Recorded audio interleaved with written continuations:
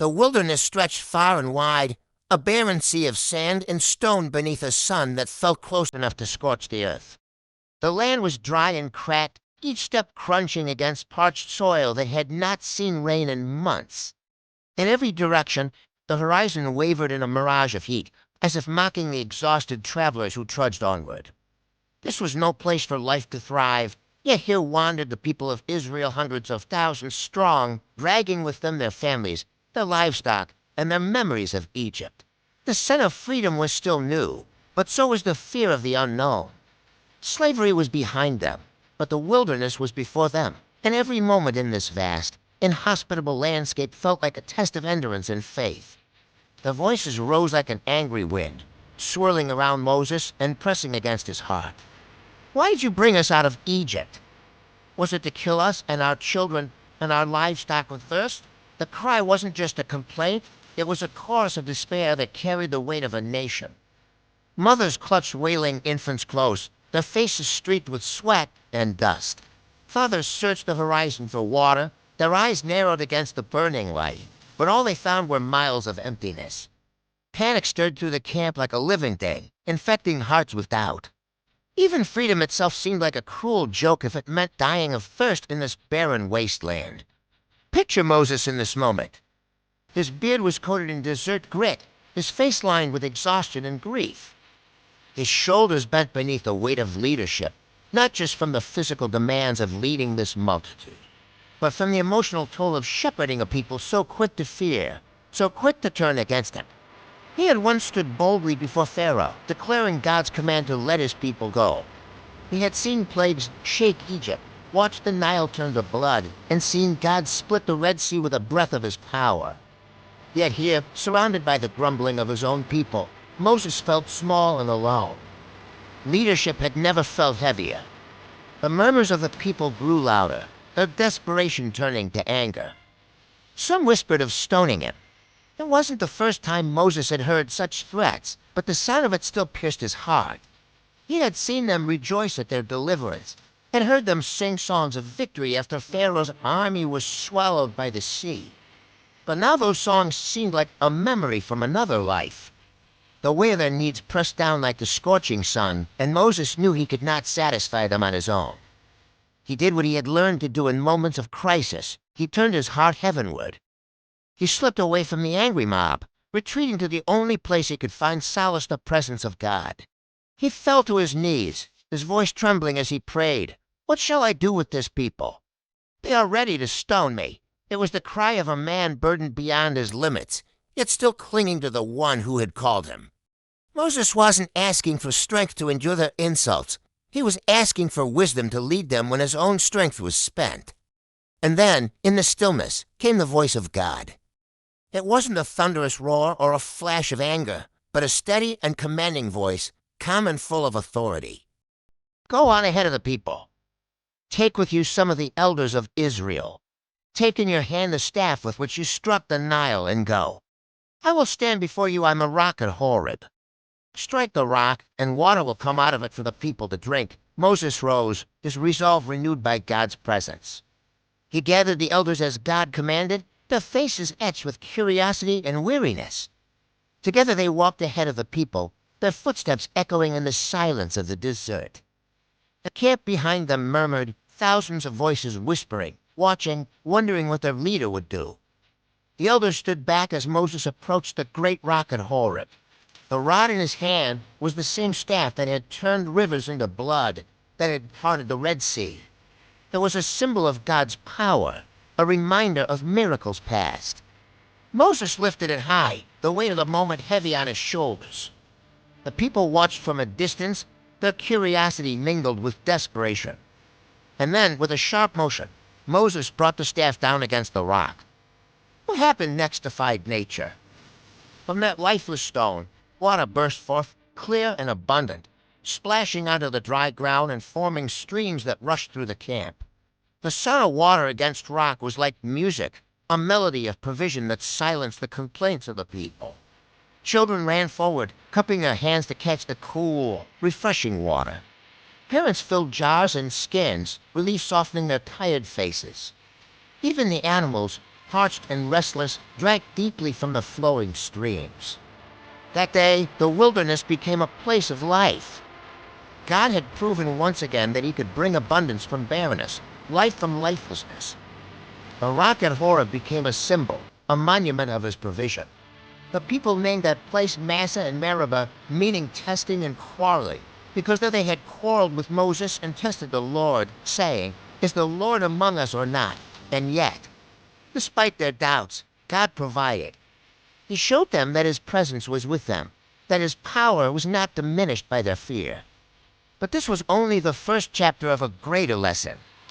Years later, at another rock, God would reveal something deeper. The scene would be familiar. A thirsty people, an exhausted Moses, a rock, and a miracle. But this time, the instruction would change. And in that change lay a powerful truth about faith, obedience, and the heart of God. Pause and consider for a moment. Why would God alter his instructions? Why strike once, and then later command to speak? Could it be that this wasn't just about water? Could it be that God was painting a picture, a shadow of something far greater than anyone could see at the time? Let's journey with Israel through the decades that followed. The wilderness became their classroom. Every sunrise over the barren hills was a reminder of God's faithfulness. Every meal of manna was proof that he sustained them daily. They packed and unpacked their tents, followed the cloud by day and the fire by night. They buried loved ones along the way, their graves a testimony to the cost of unbelief. An entire generation that had walked through the Red Sea would perish in that wilderness, their hearts hardened by doubt and rebellion. A new generation rose, one that knew nothing of Pharaoh's chains, but everything of desert, dust, and dependence on God. Still, the lessons were hard. Still, their faith faltered. Still, their tongues grew quick to complain. They had seen water flow from a rock, manna fall from heaven, and yet their trust wavered every time their stomachs growled or their throats ran dry.